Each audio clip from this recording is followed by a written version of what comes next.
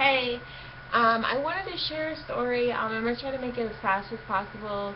I just need some advice about it. It happened about 4 years ago, and it still bothers me.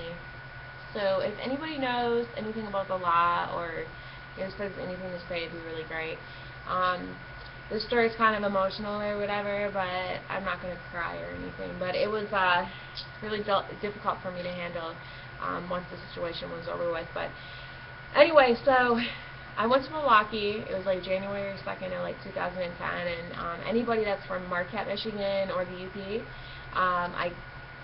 this is Michigan, this is Detroit, and then up here, this is where I was at, way up north. So anyway, so everybody knows in Michigan it gets really cold, and in January it's pretty much one of the worst times to really be taking a trip to Milwaukee or whatever. But I was young and just wanted to have fun and go to the city because I'm a city chick, obviously, because I live in Florida now. So, but anyway, so there's this road. I believe if you go through Harvey, anybody who's familiar with the UP, if you go through Harvey, you pass Jack's IGA and the old A&W, the way that'll take you behind base and all that. Well, anyway, I was driving. I was coming back from that direction. I'm not sure what highway that is. Maybe US 41, not too sure. Probably is. And I had a Grand Am. It was like a two-door. And I can remember it was really bad that day. There was a storm coming. It was really icy. It was really bad. And anyway, so if anybody's familiar, there's like a little store. And I wish I had the picture with me. My car insurance sent me a picture. There is like this curve in the road. Now, it's not a real deep curve, but it's a curve that I guess I can show with my finger. It's almost like it goes like this around, like that. It's a pretty wide curve. But when there's snow and there's snowbanks, it can be really hard to see what's going on that other side. So I was driving, and as I was turning the curve, I noticed something in the roadway. I noticed something white in the roadway. So at that point, I'm coming closer, and I'm like, that's a car. So I'm thinking that, the car looks like it's blocking the roadway because there's really no way to park on the side when there's a lot of snow. So my reaction was to hit my brakes, which, lesson learned, you don't hit your brakes because a lot of times, you're going to slide or whatever. Back then I didn't know, and just for the record, I've never gotten in a car accident, only in Michigan. I'm a very good driver. I'm a very aggressive driver. So anyway, so I'm driving, and I hit my brakes. I didn't hit them hard, but I started sliding on the ice, okay? And I don't know how this happened, but I ended up just sliding and sliding, and I hit a guy. Thank God I didn't kill him. God is good. Supposedly he broke his leg, though. And thank God I'm alive. Thank God everybody's alive that was even involved in this accident or whatever. But anyway, so come to find out, there was a white car, and there was a tow truck driver, and there was another car on the tow truck, and then there's a white car, and then here comes me. My car, I ended up hitting a pole. Oh man, I hit it really hard. It was probably going like 30, 45 miles per hour, and I had a rib separation, which I had trouble breathing, neck pain, bruises, things like that. I was injured bad. I was brought in an ambulance and everything, and they took my blood and stuff. I hadn't been drinking or anything, so whatever. I guess that's what they assumed, but they don't assume that, I've never driven in snow because I moved away from Michigan right after I got my license, so I was pretty inexperienced. But to them, they're like, oh, she should know what she's doing. She should know what she's doing. So, hopefully the story isn't too confusing. So, anyway, my sister ends up getting out of the car, and at this time I'm in shock. I'm not moving because I'm a nurse, and I understand that you shouldn't move because if you have injuries, you can make them worse. So it's just best to sit, especially if you're having pain. So I just sat there. My sister gets out of the car. She gets road rage really bad, and she sees the tow truck driver, and he's on the ground. She starts yelling at him. She's like, Why would you be, look at you, you are right in the roadway. Why would you be parked right here? Why are you parked right here? And she's like, your lights aren't even on. So he gets up, right? Now, supposedly he has a broken leg, right? He gets up, he goes in his tow truck, and he turns his lights on. And he gets back out of his tow truck. And he goes and sits right back down where I hit him at. Okay? The two other girls that were involved, their names were Heather Turner and Jenny Lewis. And originally, the girl Heather, her car got stuck in a ditch, and she called this tow truck driver, and I think she was like manipulating him because she didn't have enough money. So they were on the side of the road talking or whatever. So here he is talking to her with his tow truck in the road. There's snowbanks. There's no way that you can leave your truck there and it be safe, especially with no cones, with no lights on. And then, you know, the next girl ended up hitting the tow truck. So it's almost like, you know, like a reaction, you know, like a pile-up on the side of the road. So anyway, the tow truck driver, I honestly think he was trying to get his dick sucked by this girl, because I know the girl from high school, she was always sketched out anyway. So, and then the other girl, I mean, I think they might have even been friends, her and the Heather girl. So, you know, anyway, so I end up getting in the ambulance, the police come and everything, and I go to the hospital, I get an MRI done, I have like a neck brace on, and I can hear the cop in the other room, he's like giving them everybody tickets, like somebody didn't have insurance, somebody didn't have a license. I had a license, I had insurance, I was good.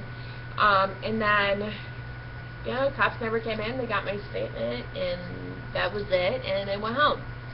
And I went to the doctors, I had some physical problems, and then 2 months later, okay, no lie, 2 months later, I'm walking out on base, okay, I'm walking in my neighborhood where I was living at, and I see these cops, thinking to myself, like, okay. So I go inside, next thing you know, they're knocking at the door. I'm thinking nothing of it, but I do know that the person I'm living with has a person with a warrant out for his arrest, so I'm thinking, like, oh, they're looking for him. So I go to the door, and they're like, are you Whitney Stanley? And I'm like, yeah, I'm Whitney Stanley, what's up? And they're like, you know, you're being arrested. You're being arrested for a felony for not practicing due care to an emergency personnel causing bodily injury. I'm thinking, like, is this a joke?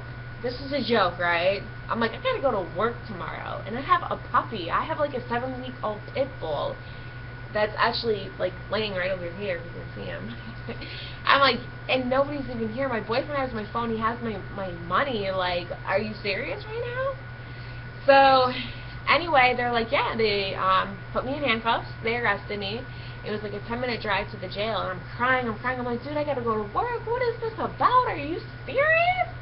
I'm like, and it took me a minute to realize what it was about. And when I went to jail, I was looking at the report, and it was because of the car accident. So I sat in jail for 6 hours and got bonded out. I was looking at a felony. I was looking at going to prison for 2 years, okay?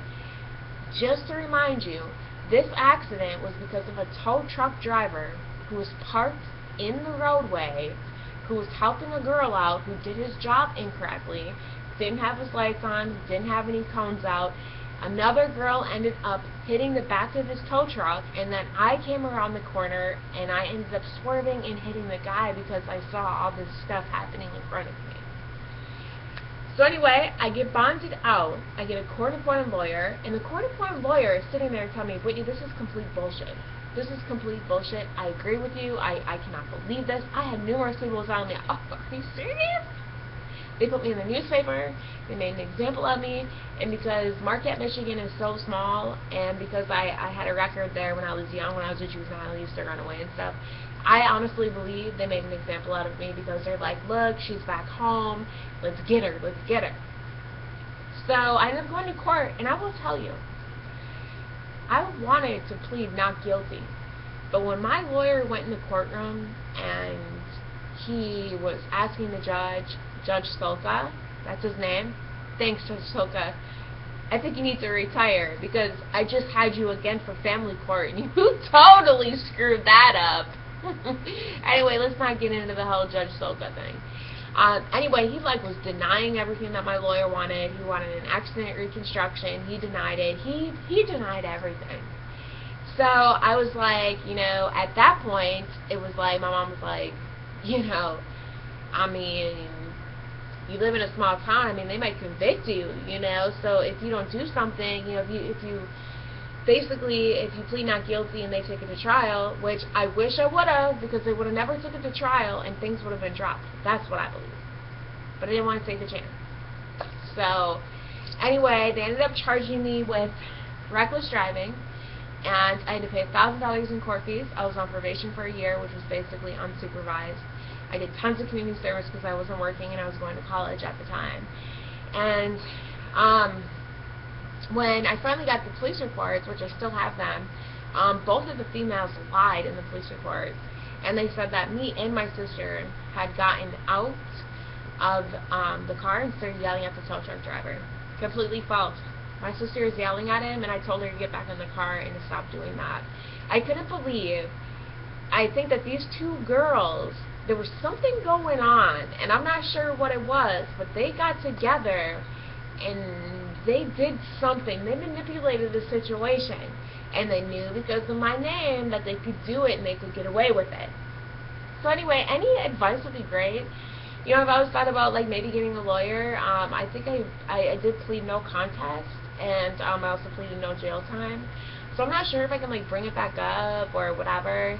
But either way, I just want opinions about this. I'm not sure if I've made the story very clear or not, but if anybody has any questions or anything, you know, just ask me. And I just feel like I was prosecuted incorrectly, and you know, the guy that I hit, you know, went up to the stand. He lied also, and he had his little knee brace on and everything. He was trying to make people feel sorry for him, and he was a total redneck. I mean, he couldn't even speak proper English. I mean, no offense to rednecks, but you could tell he was a little junkie.